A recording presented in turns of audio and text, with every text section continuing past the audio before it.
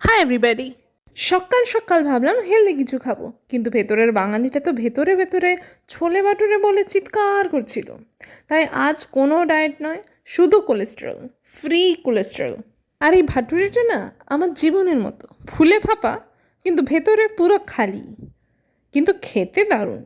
আর তার সাথে তো ছিলই বাগ স্পেশাল ব্ল্যাক ছোলে। সকাল সকাল উঠে এক গাদা তেল ঘি এগুলো না খেলে নিজেদেরকে বাঙালি বলে পরিচয় দিতেই লজ্জা করে। আর ভাটুরেগুলো শেষ হতে না হতেই আবার দুপুরে কি রান্না হবে সেই নিয়ে লেগে পড়তে হলো।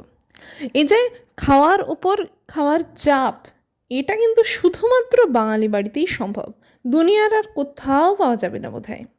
তবে দুপুরের খাওয়ার মানে ভাত ঘুমের একটা টিকিট। বেশি খেলে ঘুম আসবে আর না খেলে মন খারাপ হবে। আমি অমন খারাপের পথেই হাঁটলাম না।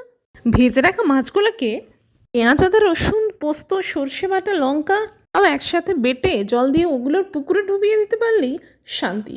ওরা আপনি আপ সাঁতার কেটে নেবে, আর ওদের সাঁতার কাটা শেষ হয়ে গেলে আমার পেটে জায়গা করে নেবে। আর এইদিকে এই শাক বাছার যে ব্যাপারটা না, এটা ওই মাথার উকুন বাছার মতো। ভাব সম্প্রসারণের সময়ও মাথায় এত চুলচেরা বিশ্লেষণ করতাম না যতটা এখন আমি করছি। সব কিছু মিলিয়ে লাঞ্চ ফাঞ্চ কমপ্লিট করে নিয়ে একটু ভাবলাম হেলদি কিছু খাবো, শুধু খাবোই। মানে বেসিক্যালি এটা হচ্ছে পাপ মোচন।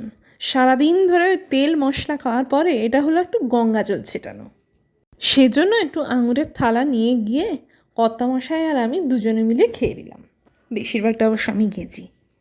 তারপরে অবশ্য ঠিক করলাম একটু সফিস্টিকেটেড হব, সেজন্য সৃজিত মুখার্জির শাহজাহান রেজেন্সি দেখছি। অনেক হেলদি খেয়ে নিয়েছি, এবার একটু চকলেট খাচ্ছি।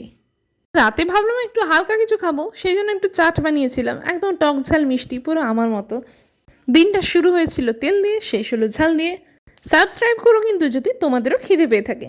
Tata, thanks for watching.